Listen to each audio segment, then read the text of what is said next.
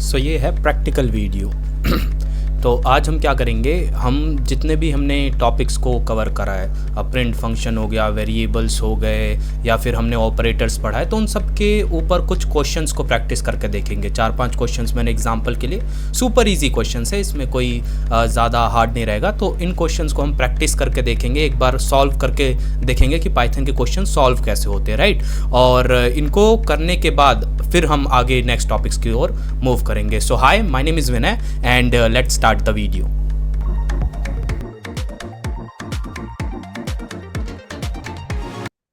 सो जैसा कि हम आ गए अपनी स्क्रीन पे, so here are few questions, सिर्फ 4 ही हैं। इन्हें करके देखते हैं एक बार कि कैसे इनको सॉल्व करेंगे। सो पहला क्वेश्चन क्या है? The first question is read principal amount time and rate from the user and calculate simple interest. Simple mathematical question, एक जिसमें हमें सिंपल इंटरेस्ट कैलकुलेट करना है, इजी क्वेश्चन। एंड क्या करना है इसमें? प्रिंसिपल अमाउंट टाइम और रेट, ये हमें यूजर से लेना है, यूजर से। तो हमने क्या पढ़ा था? हमने इनपुट फंक्शन पढ़ा था, जिसके अंदर हम कहते थे कि अगर हमें कुछ भी यूजर से इनपुट लेना हो तो हम वो यूज करेंगे। So let's do that. Let's say मैं एक वेरिएबल बनाता हूँ। सबसे पहले मैंने बोला variable P for principal, right. मैंने क्या बोला इसमें? इनपुट, इनपुट के अंदर मैंने क्या बोला? Enter principal amount. नाउ ये जो भी मैं इसमें लिख रहा हूँ वो सामने यूजर को डिस्प्ले होगा, बट ये जो अमाउंट ये एंटर करेगा, लेट से मैं कहता हूँ इसने इंट में एंटर करा, राइट। क्योंकि इनपुट फंक्शन में क्या होता है बेसिकली, अगर मैं कुछ भी लिख दूंगा तो ये बाय डिफॉल्ट स्ट्रिंग लेता है। तो उस स्ट्रिंग को मेरे को क्या करना है? उस स्ट्रिंग को मेरे को चेंज करना है इंट में। नाउ पी हो गया, now it's for time, T 40, let's say time in years ले रहा हूं मैं। तो int if you want ki you have to take years in float, let's say 2.5 years or 3 years, you can do that as well. You have to use float over here, और float use करने के बाद just enter the time or enter time period, time period, that's it. After that we have to take rate, which is r. Then let's say it's integer 7%, 8%, in that way. Now input, enter rate. Now we have 3 input functions. So एक हो गया for principal amount, then for time and then for rate. Now हमें क्या करना है? हमें बोला गया calculate simple interest. Now in order to calculate simple interest, let's say SI is a variable, and हमें क्या करना है? Just use the formula which is P R T, P into R into T। हमने arithmetic operators में पढ़ा था ये, P into R into T divided by 100। That's the formula for P R T into 100 for S I. तो S I हो गया हमारा।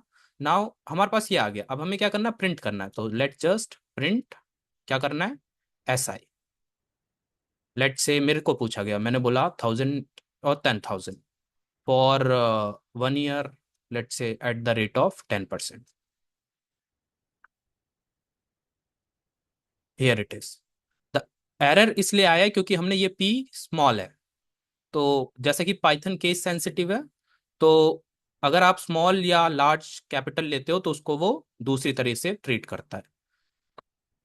Now here it is, 1000 is the S I. और आप इसमें क्या कर सकते हो, जैसे मैंने प्रिंट में बोला था, आप लिख भी सकते हो कि principal amount is and separated by comma, और इस तरीके से आ जाएगा ये। Let's say 10,000 then for 1 year at the rate of 10। तो 1000 आ गया ये। सो ये हो गया हमारा फर्स्ट क्वेश्चन।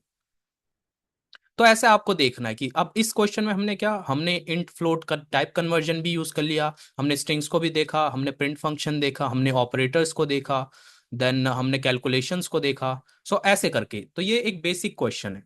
तो आपको ऐसे देखना है कि आपने जो कुछ सीखा है उसको आप कैसे इंप्लीमेंट कर सकते हो। Now radius of a circle, same तो मैं एक पैरामीटर ले लेता हूँ, एक वेरिएबल ले लेता हूँ आर, लेट्स से रेडियस, और इसमें मैंने बोल दिया फ्लोट में रेडियस ले लिया मैंने, input for enter radius, and अगर कोई स्पेलिंग मिस्टेक हो तो फॉरगिव मी फॉर दैट। तो रेडियस मैंने ले लिया। नाउ क्या चाहिए मेरे को,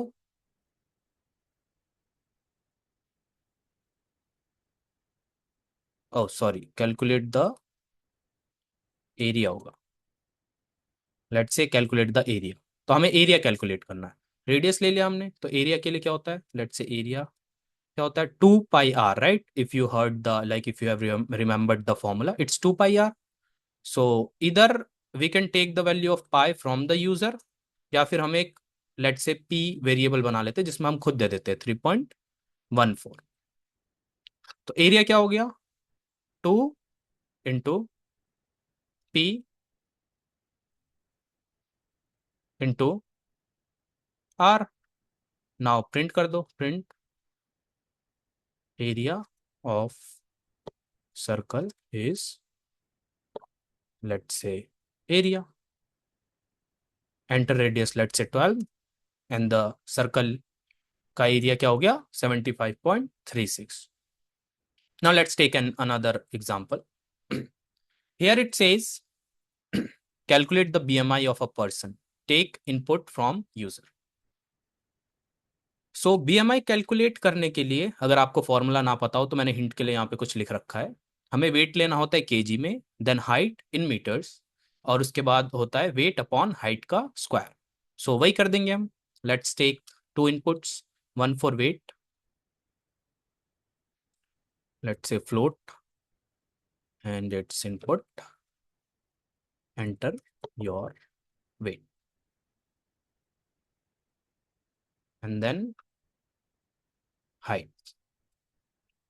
height in meter। So हम इसे int ले लेते हैं।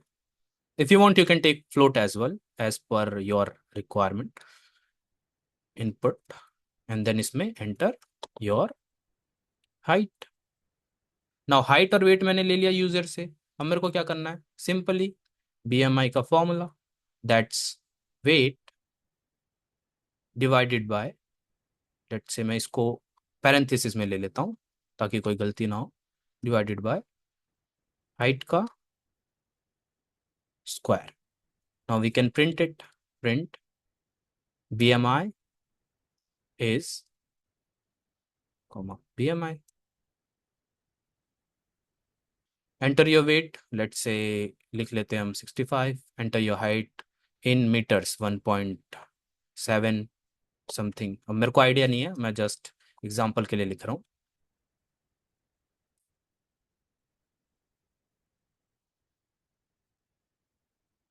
ओके,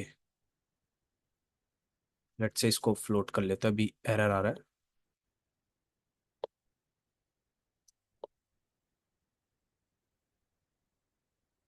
हाइट इन मीटर्स है ना, लेट्स से 1.45, बिकॉज हमने मीटर्स में लिया तो ऐसे आएगा।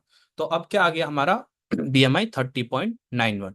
सो ऐसे आप निकाल सकते हो। मैंने तो कुछ भी रैंडम वैल्यूज डाल दिए तो ऑब्वियस है कि एक्यूरेट नहीं रहेगा, बट आपको जब निकालना हो उस हिसाब से आप कर सकते हो।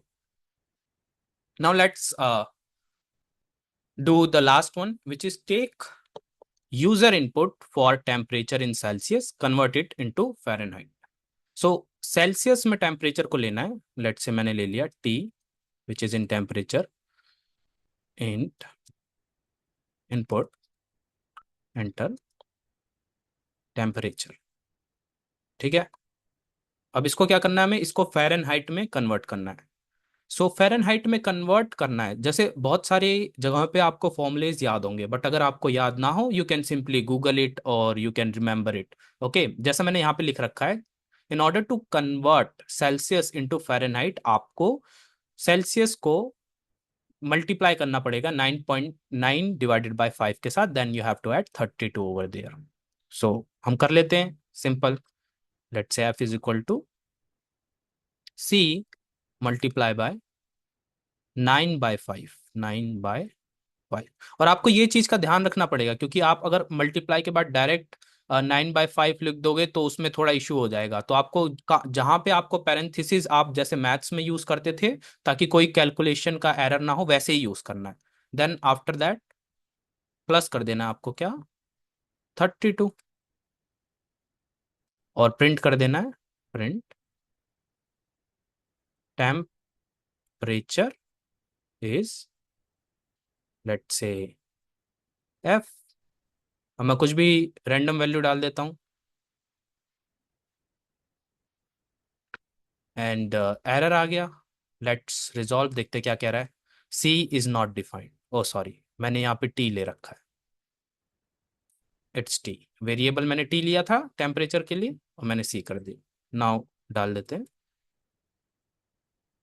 नाउ टेम्परेचर आ गया 34 का 93.2।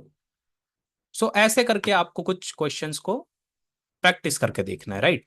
सो ये 4-5 क्वेश्चन थे जो मैंने अभी करे, एंड इन फ्यूचर मैं आपको पूरे बहुत सारे क्वेश्चंस दूंगा प्रैक्टिस करने के लिए, जिसको आप प्रैक्टिस कर सकते हो।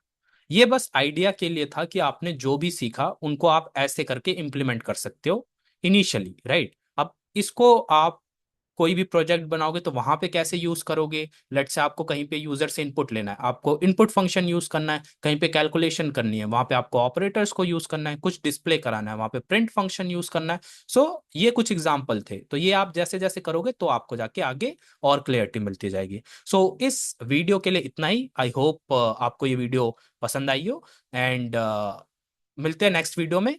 Have a great day. Thank you.